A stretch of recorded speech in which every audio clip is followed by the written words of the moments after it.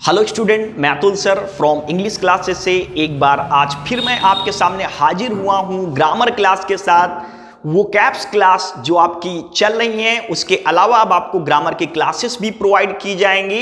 वो कैप्स में first part second part पढ़ाया जा चुका है। आज हम डिस्कस करेंगे ग्रामर पार्ट। ये भी इसी प्रकार से पार्ट वाइज आपको अपलोड किया जाएगा। तो आइए जरा देखते हैं ग्रामर में हम सबसे पहले आज डिस्कस करेंगे इन्वर्जन।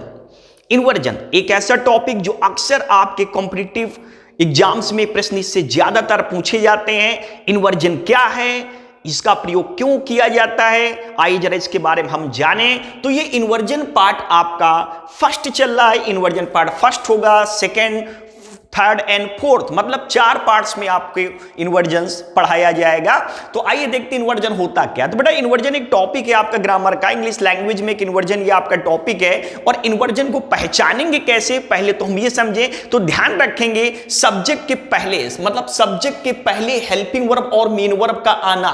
ये जो सब्जेक्ट आपका लिखा हुआ है, the place of helping verb and main verb before subject is known inversion, मतलब सब्जेक्ट के पहले हेल्पिंग वर्ब और मेन वर्ब का आना ही क्या कहलाता है, इन्वर्जन कहलाता है। दूसरा पॉइंट, इन्वर्जन का प्रयोग काहे के लिए करते हैं, तो ध्यान रखेंगे इन्वर्जन का प्रयोग सेंटेंस में जोर देने के लिए करते हैं। It is used to emphasise the sentence, मतलब जब हम सेंटेंस में जोर देते हैं तब किसका प्रयोग करते हैं, इन्वर्जन किसका प्रयोग करते हैं, तब सेंटेंस को हमें इन्वर्जन बनाना पड़ता है। समझने के लिए बेसिकली आइए देखते हैं इसके 2 सेंटेंस, 2 एग्जांपल्स लिखे हुए हैं आपके। He has never done it, मतलब he has never done it ये एक नॉर्मल आपका सेंटेंस है। और जो दूसरा सेंटेंस लिखा है never has he done it, ये आपका इन्वर्जन है। और इन्वर्जन पहचाने कैसे, सब्जेक्ट के पहले हेल्पिंग वर्ब का आना या मेन वर्ब का आना ही आपका इन्वर्जन कहलाता है। तो ही हैज नेवर डन इट, इसका मतलब होता है उसने इसको नहीं किया है। और इसी सेंटेंस को अगर हम बोलेंगे नेवर हैज डन इट, मतलब उसने इसको किए ही नहीं है। इस सेंटेंस को हम जोर देकर बोलेंगे, एम्फसाइज करके बोलेंगे, ध्यान रखना। तो सब्जेक्ट के पहले हेल्पिंग वर्ब या मेन वर्ब का आना ही इन्वर्जन कहलाता है। और इन्वर्जन का प्रयोग जोर देने के लिए किया जाता है। तो ये थे आपके सेंटेंस समझाने के लिए। अब हम डिस्कस करते हैं rule number first, step number first inversion में ये किस प्रकार आपका बनेगा। तो बड़ा स्टेप नंबर आपका जो फर्स्ट लिखा हुआ है, आप ध्यान रखेंगे सो। स्टेप नंबर फर्स्ट में आप ये स्ट्रक्चर देख सकते हैं, बॉक्स देख सकते हैं जो आपका स्टेप का बना हुआ है, रूल का बना हुआ है बॉक्स। ये जो सो आपका लिखा है, तो बेटा यदि सो का प्रयोग सेंटेंस के शुरुआत में किया जाए, अगर सो का प्रयोग सेंटेंस के शुरुआत में किया जाए और इसके साथ एडजेक्टिव या एडवर्ब कुछ भी जुड़ा हो, मतलब सो का प्रयोग सेंटेंस के शुरुआत में किया गया हो, इसके साथ एडजेक्टिव या एडवर्ब कुछ भी जुड़ा हो, तो ध्यान रखेंगे हम हेल्पिंग वर्ब पहले लेंगे, सब्जेक्ट बाद में लेंगे। मतलब सो से भी इन्वर्जन केस बनता है यदि सेंटेंस के शुरुआत में सो के साथ एडवर्ब या एडजेक्टिव जुड़ा हो, तो इसके तुरंत बाद में हेल्पिंग वर्ब लेंगे, फिर सब्जेक्ट लेंगे, जो कि इन्वर्जन केस आपका होगा। अब सेंटेंस देख सकते हैं एग्जांपल्स के लिए। पहला सेंटेंस आपका लिखा हुआ है सो काइंड ही वाज, इतना दयालु था वो, दैट ऑल लाइक्ड हिम, कि सभी लोग उसको पसंद करते थे, सभी लोग उसको लाइक करते थे। तो देख सकते हैं बेटा सो का प्रयोग किया गया। सो के बाद काइंड वर्ड क्या आ गया आपका, काइंड आ गया बच्चे आपका, एडजेक्टिव आ गया। और एडजेक्टिव अगर ले लेंगे सो के बाद एडवर्ब ले लेंगे तो इन्वर्जन केस बनेगा। और जब इन्वर्जन केस हम बनाएंगे तो क्या करेंगे, हेल्पिंग वर्ब पहले सब्जेक्ट बाद में, तो ही वाज की जगह हम करेंगे वाज ही।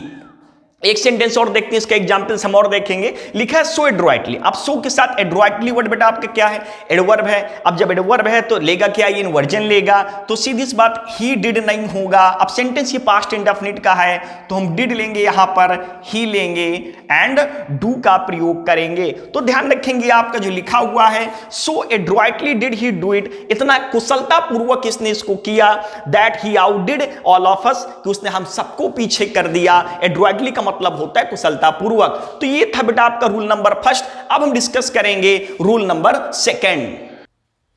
तो रूल नंबर बेटा सेकंड, अब हम डिस्कस करेंगे रूल नंबर सेकंड। देखिए इन्वर्जन में कई सारी स्टेप्स हैं, कई सारे रूल्स हैं, मैं सारे आपको पढ़ाऊंगा जो इंपॉर्टेंट होंगे, लेकिन जो मोस्ट इंपॉर्टेंट आपके होंगे उस पर आप थोड़ा ज्यादा गौर करना। और जो स्टेप नंबर सेकंड है, इससे इन्वर्जन में सबसे ज्यादा प्रश्न आते हैं, इसमें इन्वर्जन में सबसे ज्यादा क्वेश्चन पूछे जाते हैं, हर कॉम्पिटिटिव एग्जाम्स में पूछे जाते हैं, ध्यान रखना। तो आइए देखते हैं। अब देखिए जो बेटा बॉक्स बना है, इसमें ध्यान रखेंगे कुछ वर्ड्स लिखे हैं, hardly, scarcely, rarely, barely, no sooner, never, seldom and not seldom. मतलब ये जो वर्ड आपके लिखे hardly, scarcely, rarely, barely, no sooner, seldom, not seldom, and. तो आप ध्यान रखेंगे यदि शब्दों का प्रयोग सेंटेंस के शुरुआत में किया जाएगा, मतलब यदि ये शब्द जो वर्ड लिखे हुए हैं अगर इन शब्दों का प्रयोग सेंटेंस के शुरुआत में आप करते हैं तो हेल्पिंग वर्ब पहले लेंगे, सब्जेक्ट बाद में, और सब्जेक्ट के पहले हेल्पिंग वर्ब का आना क्या कहलाता है? इन्वर्जन कहलाता है। तो मतलब ये वर्ड्स अगर सेंटेंस के शुरुआत में करेंगे तो ये वर्ड्स इन्वर्जन फॉलो करते हैं, मतलब these words will be followed by inversion case. अब इसके संदर्भ में जो उदाहरण दिए, एग्जांपल्स दिए, आइए हम एक करके देख लेते हैं। तो देखिए बेटा लिखा हुआ आपका never they have scoffed at me, मतलब उन्होंने मुझ पर कभी ताना मारा ही नहीं। स्कॉफ का मतलब होता है किसी के ऊपर हंसना, ताना मारना, मजाक करना। तो इन्वर्जन नेवर का प्रयोग आपने सेंटेंस के शुरुआत में किया, जब नेवर का प्रयोग सेंटेंस के शुरुआत में करते हैं तो बेटा ये क्या बनाता है? इन्वर्जन केस बनाता है। तो हम क्या करेंगे इसमें? दे हैव नहीं करेंगे, हम इसमें करेंगे हैव दे। तो हम क्या कर लेंगे बेटा इसमें? हैव दे करेंगे, मतलब इन्वर्जन केस आपका बन जाएगा। इसके बाद हम देखेंगे दूसरा सेल्डम। देखिए जो सेल्डम बेटा वर्ड होता है निगेटिव होता है, और ज्यादातर जो निगेटिव वर्ड्स जो शुरुआत में हो सब इन्वर्जन केस लेते हैं। तो आइए जरा देख लेते हैं सेल्डम का प्रयोग। अब सेल्डम भी बेटा क्या लेता है? इन्वर्जन लेता है। तो बेटा हम वी विजिट नहीं करेंगे। अब देखिए सेंटेंस प्रेजेंट इंडेफिनिट का है तो सीधे इसमें हम हेल्पिंग वर्ब जोड़ेंगे, क्या करेंगे? Seldom do we. Okay, present indefinite में do we visit that place, ना के बराबर हम उस स्थान में विजिट करते हैं, ज्यादा जाते नहीं है। ओके, इसके बाद हम देखेंगे बेटा नो सूनर। नो सूनर का भी प्रयोग अगर सेंटेंस के शुरुआत में करेंगे तो इन्वर्जन केस बनाता है। तो नो सूनर ही वाज नहीं होगा, यहां पर आपको करना पड़ेगा वाज ही। तो नो सूनर वाज ही इंटैरोगेट। इंटैरोगेट का मतलब पूछताछ करना होता है। तो नो सूनर वाज ही इंटैरोगेटेड, जैसे उससे पूछताछ की गई, देन ही कॉन्फेस्ड हिज क्राइम, वैसे उसने अपने अपराध को स्वीकार कर लिया। इसके बाद चौथा एग्जांपल आइए देखते हैं। लिखा हुआ है आपका रेयरली। अब रेयरली भी अगर सेंटेंस के शुरुआत में यूज करेंगे तो बेटा ये भी आपके इन्वर्जन लेता है। तो यहां पर प्रेजेंट इंडेफिनिट सेंटेंस है तो हम क्या करेंगे? Rarely do they know these people. तो ये ध्यान रखना है। तो ये बेटा आपका rule number step number second था। अब इसके बाद हम डिस्कस करेंगे स्टेप नंबर थर्ड।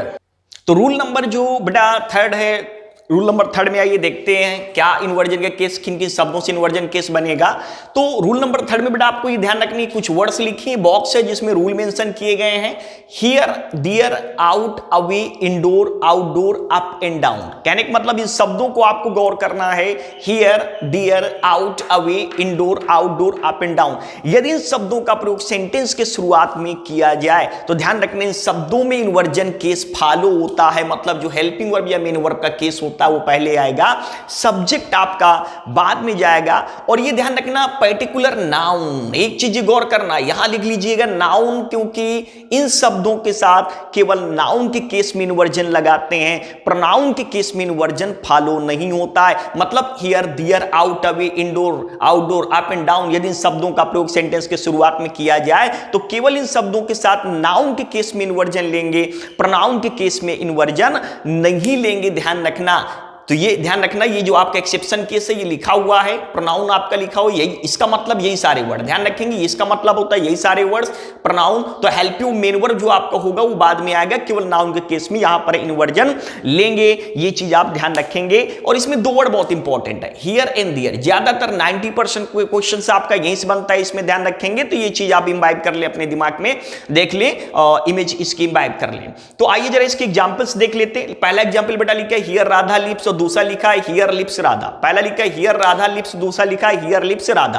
अब देखिए हियर और देयर का प्रयोग जैसा कि हमने आपको बताया सेंटेंस के शुरुआत में अगर यूज करेंगे तो इन्वर्जन केस ये फॉलो करता है। तो अगर पहला वाक्य देखें तो बेटा हियर शुरुआत में, लेकिन इन्वर्जन केस नहीं फॉलो कर रहा है, इन्वर्जन बिल्कुल नहीं है, इसलिए ये पार्ट आपका क्या है? गलत है। और दूसरा अगर हम देखें हियर लिप्स राधा तो ये इन्वर्जन केस फॉलो कर रहा, मतलब जो वर्ब है पहले आ रही और सब्जेक्ट क्या है बाद में, तो आपका ये इन्वर्जन केस मतलब फॉलो कर रहा है, तो ये आपका सही है। इसके अलावा हम देखते हैं आगे अदर एग्जांपल्स देखते हैं। तो हियर दे वर्क, मतलब ये प्रोनाउन केस है जो भी हमने आपको बताया था कि इन शब्दों के साथ केवल नाउन केस में इन्वर्जन लगाएंगे, प्रोनाउन केस में इन्वर्जन का प्रयोग बिल्कुल नहीं करेंगे। तो हियर दे वर्क आपका होगा, हियर वर्क दे आपका लिखा हुआ है, तो यहां पर सही जो आपको होगा पहला ऑप्शन, चूंकि प्रोनाउन के केस में इन्वर्जन फॉलो नहीं करते।